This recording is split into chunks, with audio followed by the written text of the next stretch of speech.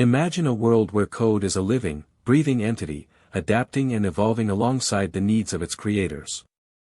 But what happens when the very foundation of this entity begins to crumble? Welcome to Code Creation, where we dive into the fascinating world of programming languages. Today, we're going to talk about OpenDylan, a dynamically typed, object-oriented language that's been gaining traction in recent years.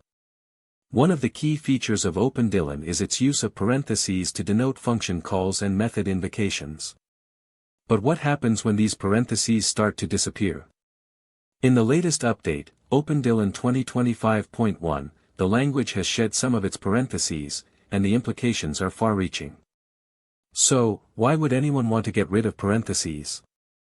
Well, it turns out that reducing the number of parentheses can make code more readable and maintainable.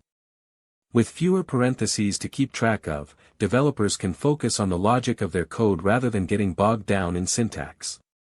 Of course, with great power comes great responsibility. Reducing parentheses can also make code more prone to errors, especially for developers who are used to the traditional syntax. So, what's the trade-off between readability and safety?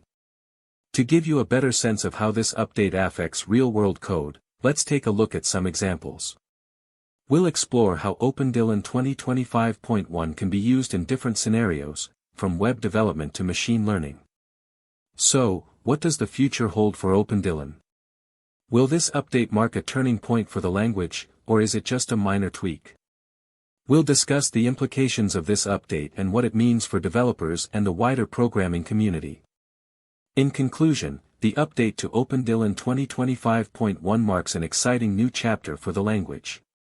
By shedding some of its parentheses, OpenDylan is making code more readable and maintainable, but also introducing new challenges for developers. Thanks for watching Code Creation. If you're interested in learning more about OpenDylan and the latest developments in programming languages, be sure to subscribe to our channel and hit the like button.